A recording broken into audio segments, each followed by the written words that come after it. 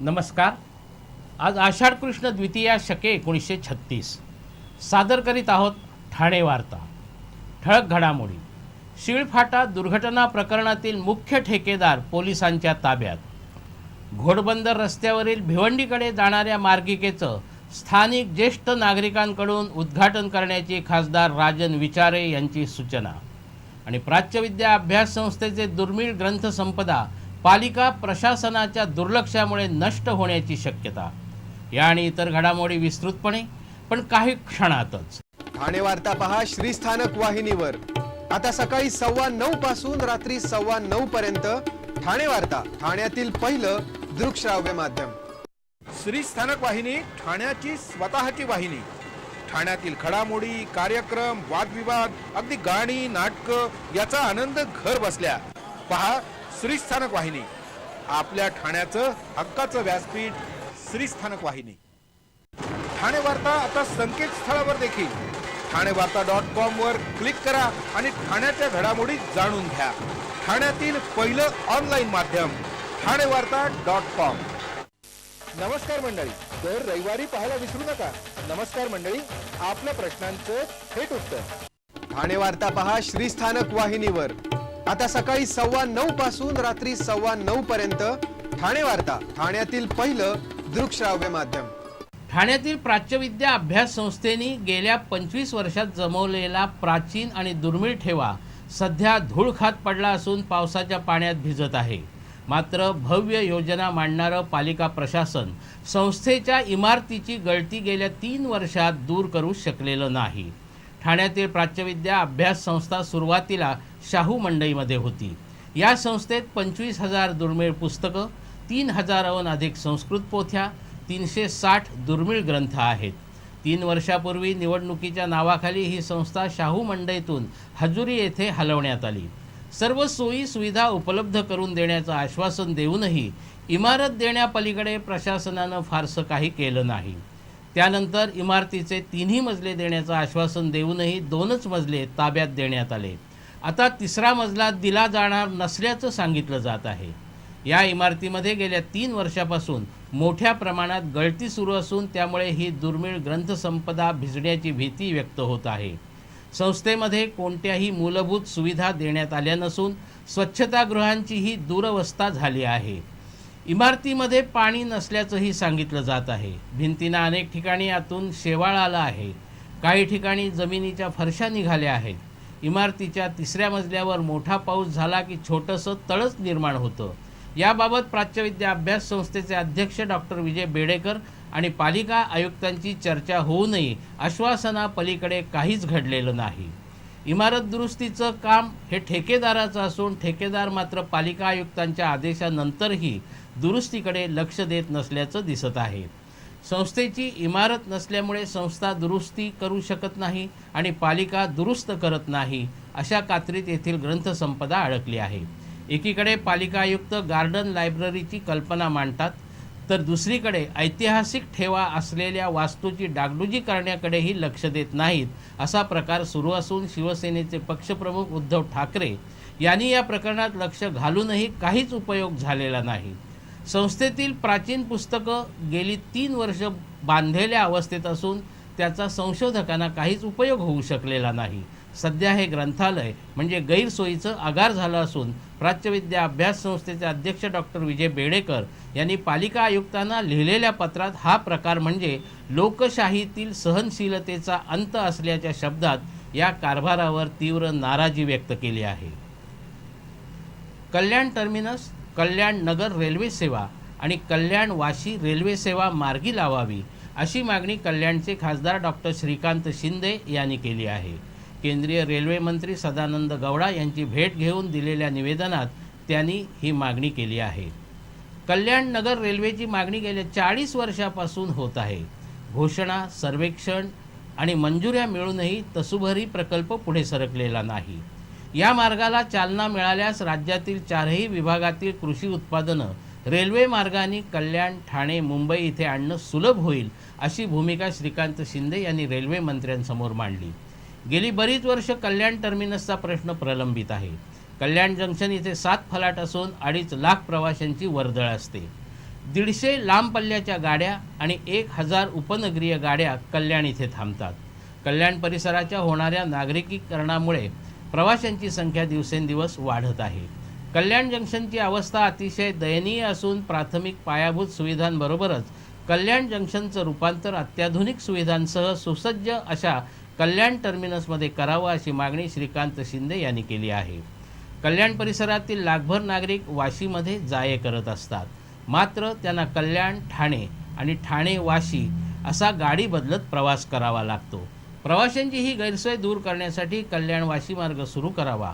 त्याचबरोबर कल्याणमध्ये रेल्वे प्रशिक्षण संस्था सुरू करावी अशी मागणीही श्रीकांत शिंदे यांनी केली असून यावर सहानुभूतीपूर्वक विचार करण्याचं आश्वासन गौडा यांनी दिलं आहे.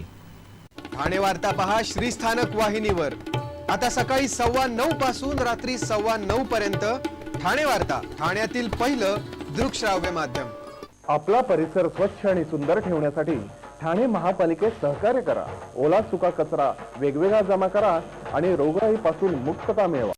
श्री स्थानक वाहिनी ठाण्याची स्वतःची वाहिनी.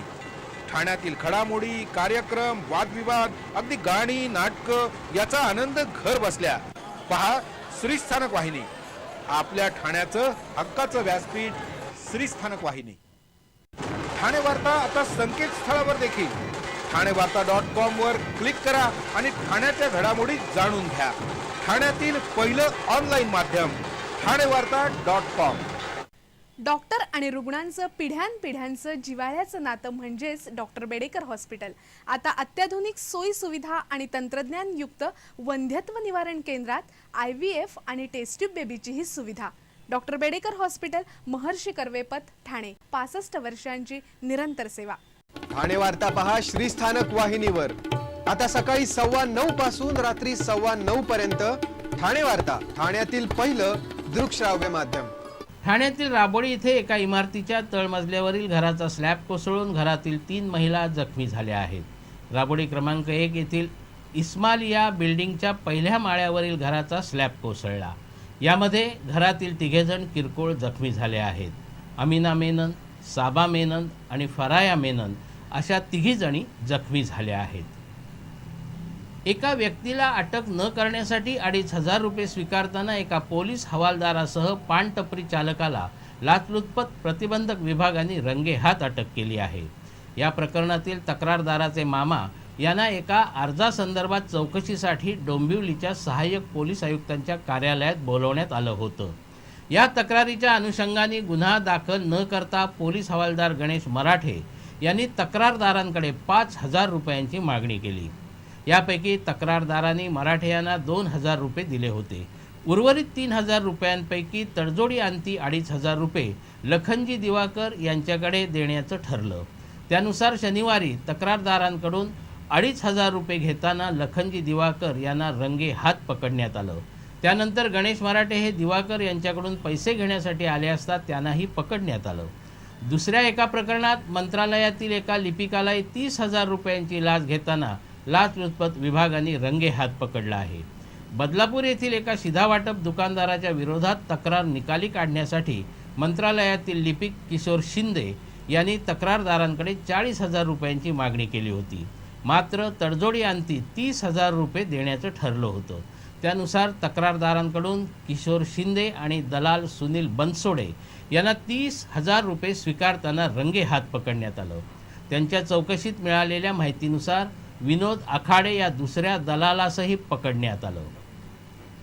ठाण्यातील एक नामवंत विधिज्ञ संध्या जाधव यांना राष्ट्रमाता जिजाऊ सामाजिक पुरस्कार जाहीर झाला आहे. लातूर इथे होणाऱ्या 21व्या अखिल भारतीय नवोदित मराठी साहित्य संमेलनात हा पुरस्कार संध्या जाधव यांना प्रदान केला जाणार आहे. विधी सेवा आणि सामाजिक क्षेत्रात केलेल्या कामाबद्दल संध्या जाधव यांना हा पुरस्कार जाहीर झाला आहे. संध्या जाधव यांनी आपल्या विधी क्षेत्रातील कारकिर्दीची 2006 मध्ये सुरुवात केली. सुप्रसिद्ध विधिज्ञ V.G. पाटील यांच्या चेंबरमध्ये त्यांनी काम केलं आहे. जिल्हा विधी सेवा कक्षाच्या माध्यमातून त्यांनी अनेक गरीब आदिवासींची सेवा केली असून 500 दाव्यांमध्ये विनामूल्य मार्गदर्शन केलं आहे. ठाण्यातील शिळफाटा दुर्घटनेनंतर तब्बल 15 महिन्यांनी या इमारतीच्या मुख्य ठेकेदाराला अटक करण्यात पोलिसांना यश आलं आहे. या इमारतीचा मुख्य ठेकेदार लक्ष्मण राठोड याला लातूरहून अटक करण्यात आली असून या प्रकरणी अटक करण्यात आलेल्या आरोपींची संख्या आता 25 झाली आहे. गेल्या वर्षी एप्रिल महिन्यात 8 मजली बांधली जात असलेली इमारत कोसळून 72 जणांचा बळी गेला होता, तर 60हून अधिक जखमी झाले होते. ही इमारत बांधताना त्यावर कारवाई होऊ नये म्हणून त्या ठिकाणी काम करणाऱ्या मजुरांना राहायला जागा देण्यात आली होती. या प्रकरणी पोलिसांनी पालिकांच्या उपायुक्तासह छायाचित्रकार, नगरसेवक, पुरवठादार, ठेकेदार, बांधकाम व्यावसायिक अशा अनेकांना अटक केली होती. मात्र मुख्य ठेकेदार लक्ष्मण राठोड फरार होता. अद्यापही या प्रकरणातील 2 आरोपी फरार असल्याचं सांगितलं जातं. या प्रकरणी पकडण्यात आलेल्या आरोपींपैकी 14 आरोपींना जामीन मिळाला असून 11 जण अद्यापही न्यायालयीन कोठडीत आहेत. घोडबंदर रस्त्यावरील कापूरबावडी नाक्यावरील भिवंडी बाह्यवळण रस्त्यावरील भिवंडीकडे जाणाऱ्या मार्गिकेच्या उद्घाटनासाठी मंत्र्यांची वाट न पाहता स्थानिक ज्येष्ठ नागरिकांच्या हस्ते ही मार्गिका खुली करावी अशी सूचना खासदार राजन विचारे यांनी केली आहे. घोडबंदर रस्त्यावरील भिवंडी बाह्यवळण रस्त्यावरून भिवंडीकडे जाणाऱ्या मार्गिकेचं काम अंतिम टप्प्यात आलं असून पुढील आठवड्यापासून ही मार्गिका वाहनांसाठी खुली होणार आहे. या मार्गिकेमुळे घोडबंदर रस्त्यावरून भिवंडीकडे जाणाऱ्या वाहनांना माजिवडा जंक्शनच्या वाहतूक कोंडीत अडकण्याची गरज भासणार नाही. तसंच लोढा आणि रुस्तमजी संकुलातील रहिवाशांची देखील वाहतूक कोंडीतून सुटका होणार आहे. राजन विचारे यांनी महापौर, मुंबई महापालिकेचे अधिकारी, रस्ते विकास महामंडळाचे अधिकारी आणि ठाणे महापालिकेच्या अधिकाऱ्यांसमवेत या उड्डाणपुलाची पाहणी केली. या उड्डाणपुलाच्या घोडबंदरकडून भिवंडीकडे जाणाऱ्या मार्गिकेचं काम 90% पूर्ण झाल्याची माहिती राज्य रस्ते विकास महामंडळाच्या अधिकाऱ्यांनी दिली. त्यावेळी झालेल्या चर्चेत या मार्गिकेच्या उद्घाटनासाठी कोणताही जाहीर कार्यक्रम न करता, राजकीय नेते आणि मंत्र्यांना न बोलवता स्थानिक ज्येष्ठ नागरिकांच्या हस्ते या मार्गिकेचं उद्घाटन करावं अशी सूचना खासदार राजन विचारे यांनी केली आहे.